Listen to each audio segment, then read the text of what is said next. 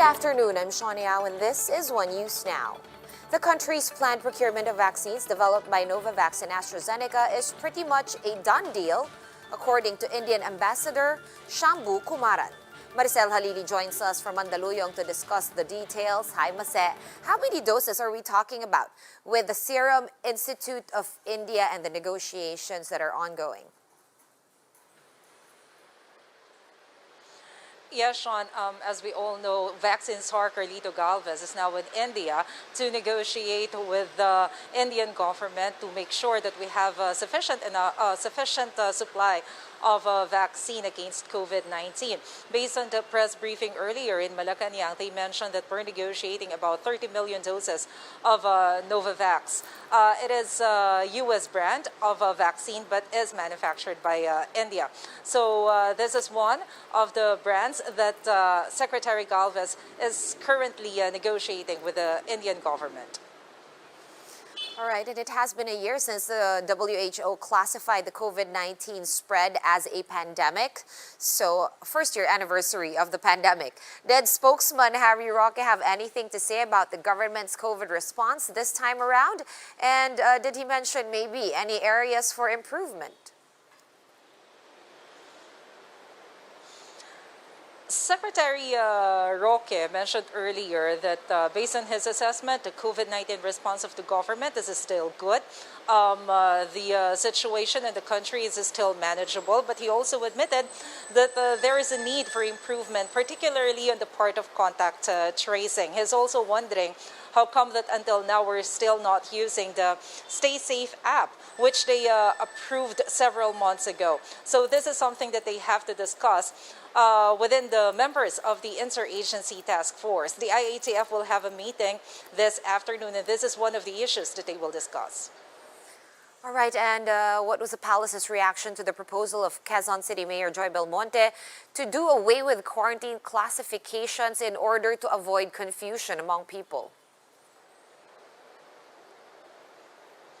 Sean, Secretary Roque admitted that it's a bit confusing nowadays because the original protocols meant for several quarantine classifications is not being followed now. Of course, the IATF has been amending the protocols every now and then depending on the situation and the number of cases and the hospital bed utilization in the country. And so Secretary Roque, of course, said that he understands where Mayor Belmonte is coming from. But he also mentioned that it is also important to continue implementing this community quarantine classifications because it has psychological benefits for the public. At least the public is aware that we're still under quarantine protocols. But of course, he acknowledged that the IATF has to make sure that the protocols and the guidelines that they will impose on different local government units is very clear for effective implementation. All right, Mase, on to another issue. Is Malacanang open to declaring a state of emergency? Of course, due to the other pandemic that we have been battling longer than COVID, it is, of course, African swine fever. This has been proposed by the Agricultural Department. How is the President taking it? Secretary Roque said that, of course, Malacanang is considering the proposal by some lawmakers to declare a state of emergency nationwide following our issues on the African swine fever. Of course, they recognize that this is a huge problem, especially it has a huge impact on the hog industry. But then this is something that the president still has to study. For now, Secretary Roque said that what they can do is to continue the repopulation of the hogs to make sure that we have enough supply and importation of hog products from other countries and, of course, in other parts of the Philippines. All right, this next question, Mase, I think a lot of people are asking this.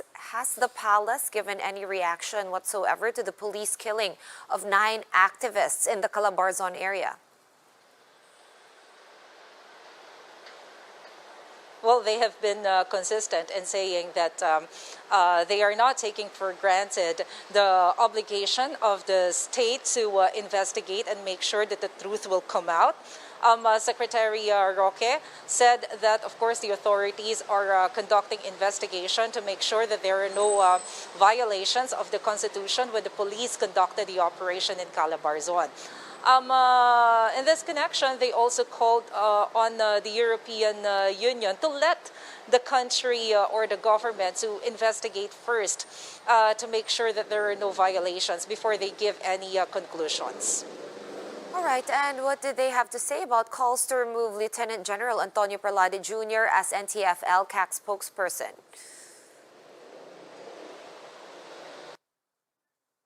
Keeps mum about this issue. Secretary Roque mentioned or said earlier that this is a matter in which Defense Secretary Delfin Lorenzana should decide, since NTF-ELCAC is led by the Armed Forces of the Philippines. All right, thank you for all those updates and clarifications. Maricel Halili joining us live from Mandaluyong City. Quezon City Mayor Joy Belmonte says they are seeing more cases of household transmissions in the city. In an interview with 1PH's Sa Totoo Lang, Belmonte said this is different from the previous patterns observed by the city health officials.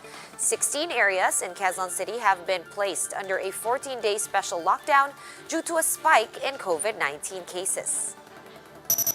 Pami-pamilya po ang ating quarantine ngayon, which is very different from the pattern in the past, no? And also, malaki na po ang incidences of community transmission. So number one po yan, yung household, tapos community, tapos workplace.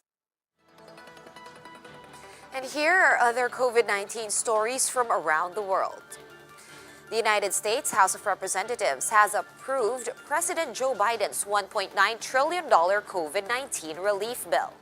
This is considered as one of the largest economic stimulus measures in American history. Biden will be signing the COVID-19 relief bill into law on Friday, according to the White House. Preliminary data from a study in Brazil indicates that Sinovac's vaccine is effective against the more contagious P1 variant. Researchers had tested the blood of vaccinated people to determine the jab's efficacy against the variant that was first discovered in the South American country. And Pakistan has started its vaccination program for senior citizens with shots from China's Sinopharm. The country has yet to secure supplies from other drug makers and is largely depending on the COVAX initiative. And the Defense Department warns that, or maintains, that the government's anti-insurgency spokesperson Antonio Perlade Jr. has made no violations to the Constitution. In today's Laging Handa briefing, Department of National Defense Secretary Delfin Lorenzana said the issue surrounding the call for Perlade's resignation is complicated. Senate earlier adopted a committee report recommending the move, noting the illegality of a military officer holding another office. Perlade, who is a spokesperson of the National Task Force to End Local Communist Armed Conflict, concurrently serves as the Armed Forces South Luzon Command Chief. Following that line of argument, Secretary Lorenzana explained that it is the entire AFP that should be dissolved since it leads the program. Is being led by the PNP and the AFP. And General Perlade is part of the AFP, and so his expertise is being utilized as a spokesman of the NTF-ELCAC. So wala akong makikitang violation of the Constitution. The United Nations Security Council is calling on Myanmar's military to show restraint among protesters. Or to show restraint to protesters. Reuters reports, however, that the council failed to officially denounce the military takeover as a coup, as that part of the draft statement was removed because of opposition by China, Russia, India, and Vietnam. The U.S. on its own has imposed sanctions on 2 children of a key military leader and 6 firms that they control. The United Kingdom is also exploring fresh sanctions in a bid to increase pressure on the Myanmar military. And how long how long we have come since the coronavirus first forced the country to go under a lockdown. One News gathers officials, experts, and sector leaders for an open discussion on the highlights of our first year battling the pandemic. Let's watch this.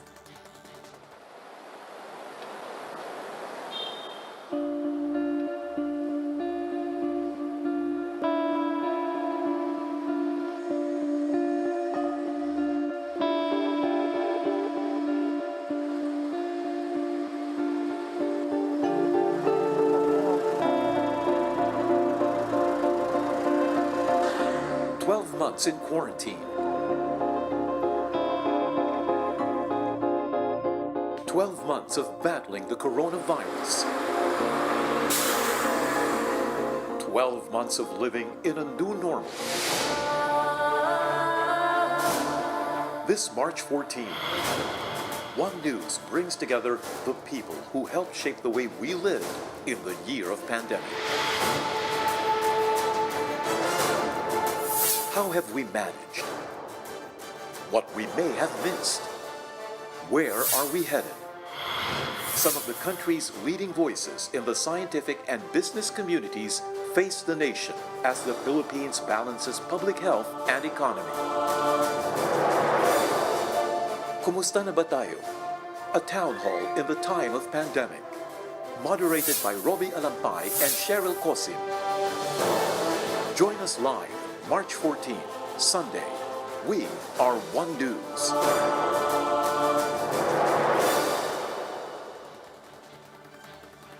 For more updates, visit News 5, the Philippine Star, and Business World online. Visit our website, onenews.ph, for more in-depth analysis. You can also catch One News on the Signal Play app. Register for a free account at www.signalplay.com and stream One News live anytime, anywhere. Mask on, wash hands, and stay safe, Philippines. I'm Sean Yao. We are One News.